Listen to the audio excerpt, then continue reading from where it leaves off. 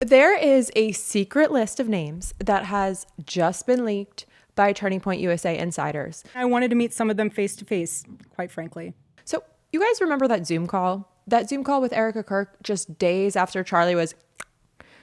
Maybe Erika's switch up, maybe how she changed tones and her demeanor made you feel some type of way.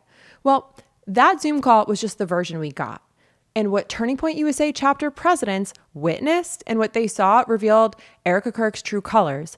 What they saw on calls, in rooms behind closed doors, has not been leaked until now. Because when these chapter leaders started comparing notes, that's when people started resigning. And that's when major chapters began fleeing the movement. Arkansas has already dissolved. Georgia's on their way out. And now there's a letter going around with actual names on it. People inside Turning Point USA's inner circle that insiders say knew more than they're telling us about September 10th. The audio just broke it all open, but what's underneath is so much bigger. And I have the list, I have the letters, and I'm going to show you exactly who Turning Point USA gave the boot to make sure you never saw any of this. And real quick, I'm Lauren Paritra. That's Willa Paritra walking around. She's my four-legged co-host, boss, and daughter. And we are so close to 100K on YouTube, and we are so close to 1,000 on Spotify. And most important of all, you and I, we have reclaimed our lead on the Katie Miller pod.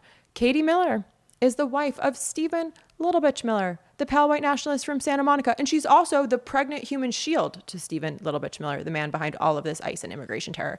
And we need your help in reaching those next milestones. So wherever you watch, wherever you listen, please take a moment to hit subscribe, follow, turn on those notifications, leave us a comment, 6 words or more, save, share, hype. Consider every action you take an F you to Katie and Stephen Little Bitch Miller. Turning Point USA chapters are fleeing. This is a mass exodus and it is accelerating. So Caroline Maddox, the president of the University of Georgia chapter, just walked away. She said Charlie spent his life fighting for the truth and she doesn't believe he would stand for what's coming out of Turning Point USA right now. The University of Arkansas chapter dissolved completely and rebranded as Young American Revival. Their president, Dino Fantagrossi, a 5-year Turning Point USA member, said his board was put off by the way Charlie's name has been used since the phrases like, quote, Charlie would have said and, quote, Charlie would have wanted are being used and abused. He called it manipulative. Charlie Kirk obviously can't speak for himself anymore, and they refuse to let his name be used in that way. And then there's more. There's Mason Lemmy from Texas State. His resignation letter is the document shaking this organization to its foundation. Ahead of diving into that letter, I need to explain what happened at Arizona State and the cover-up that triggered a lawsuit. So Erika Kirk held a meeting with Arizona State University and their chapter. It was unregistered and unauthorized, and there was no official record. That meeting alone reportedly triggered a formal university investigation and a lawsuit. Somebody on the inside leaked that video. A student asked her directly, what would Charlie have said about going to the war with Iran?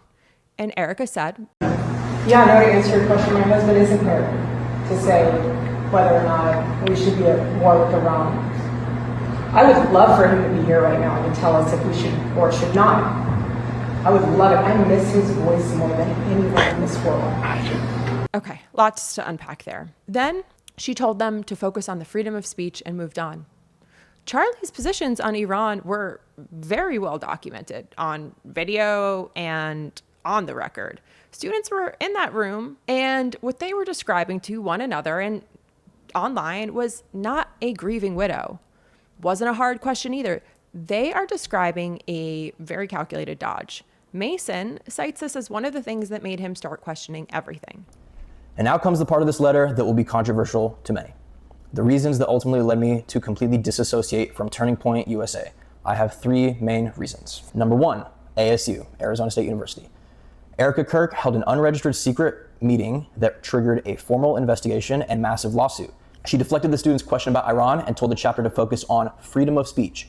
Charlie's stance on Iran was extremely clear. Go look at the videos and do your research. On to Arkansas. The Arkansas situation has a detail that Turning Point USA also never answered for. Erika Kirk visited the University of Arkansas campus and brought none other than Sarah Huckabee Sanders with her, a show of force. It was meant to signal that the organization wasn't going anywhere. Here we are, in arms with the governor. 1 week later, the entire chapter voted unanimously to dissolve. Fantagrossi was clear about why. Turning Point USA was putting words into a dead man's mouth, using Charlie's name to push the message he can no longer verify or deny. Mason Lemmy said watching Arkansas walk away so publicly is one of the main reasons he finally wrote the letter. This entire situation and the boldness of that chapter is one of the main reasons I'm writing this letter today. You've heard the Zoom call. The Zoom call was something else. But what would chapter presidents have to say about that? What were they seeing? What they were seeing goes beyond what got leaked. And once those details got leaked, they're pretty hard to get rid of. Real quick, today's episode is brought to you by Cozy Earth. So while all this is unfolding, some of us like normal people are just trying to figure out how to show some love to the moms in our lives right before Mother's Day sneak attacks us. Talking about dog moms, people moms, mom figures, all of it. I see you. I got one of the Cozy Earth robes myself, and I have to tell you, it is the softest thing I own. I love the slippers. People always ask me, Lauren, how do you stay so calm covering stories like the one that just came out of your mouth? And honestly, it's the robe, it's the slippers. I put it on, I exhale, and somehow all this Turning Point USA chaos feels a little less jarring. And they're backed by a 100-night trial and 10-year warranty, so it's completely risk-free. So let this Mother's Day be a reminder that all the mom figures, dog moms, people moms in your life deserve care too. Cozy Earth turns everyday routines into moments of softness and ease. So head over to cozyearth.com and use my code Lauren, that's Loren, for an exclusive 20% off. And if you see a post-purchase survey, be sure to mention that you heard about Cozy Earth right here on LPTV. Now, back to somebody who is very much not shedding any baggage whatsoever, Erika Kirk. 6 days after Charlie was 6 days, Erika opened a internal staff call, laughing about thumbs up emojis and calling them cute. Just, Erika Kirk, our Zoom culture, it's not a costume. So have some respect on the working class here, okay? Then she told her employees in a direct quote, everyone grieves differently. So if somebody's acting weird, don't read into that.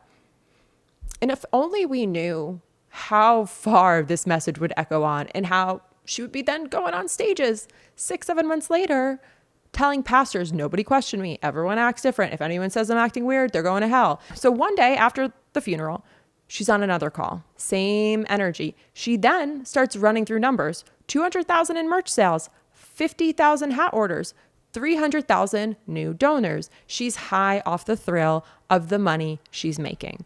And in the middle of all that, a direct quote, my husband's dead. Like, I'm not trying to be morbid, but he's dead. And then she called the workload exciting. Mason defended this woman publicly for months and stood by her when people were sending her death threats, which we do not support, obviously. His words after seeing those calls, this is not normal. It is deeply disturbing. And we all know, how Erika Kirk has behaved in the wake of her husband's death has violated our kind of understanding of human codes of conduct, of how you hold yourself, how you behave after the death of somebody that you're married to. So it's made us all deeply uncomfortable. The list names Andrew Colvett, Turning Point USA's spokesperson, Mikey McCoy, chief of staff, and Erika Kirk herself. Turning Point USA's response to anyone asking questions internally has been given the boot. We talked about this when it went down. Aubrey Lattish was Turning Point USA's public relations manager since 2021. She was pulled into a meeting with Andrew Colvett and CMO Marina Minas and was fired over a Uber story she says is completely made up. We'll link the episode below, but she went public anyway. And her conclusion was, you can't question the narrative and work at Turning Point USA. She was also intimidated at her home after speaking out. That's on video too. We've covered this in great detail.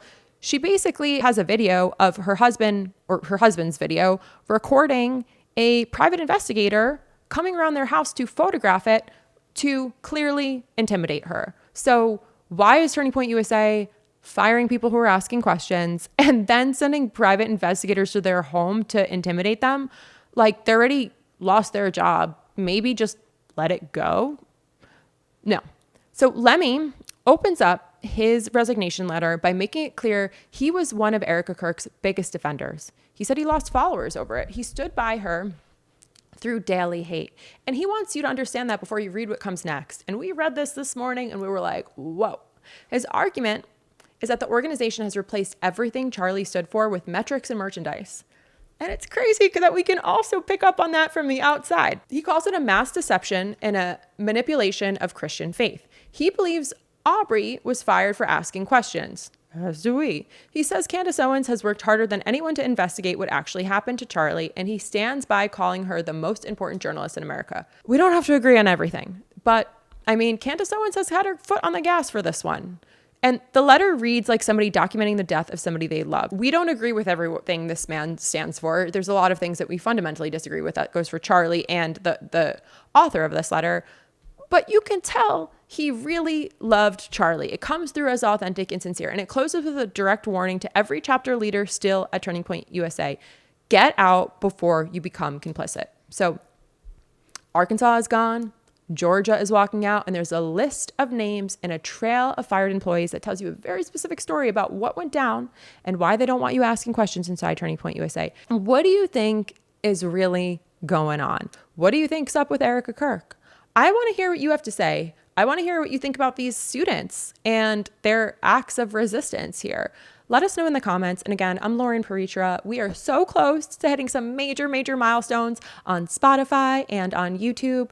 And we're now available wherever you get your podcasts. So make sure you follow her, hit those notifications, to turn that notification bell on. Unlike Katie Miller, we haven't had to ruin anyone's life to build this podcast, but we have had to bootstrap it. So this is completely people powered, and we cannot continue to grow and gain even wider of a lead on Katie Miller without your support. So see you in the next one.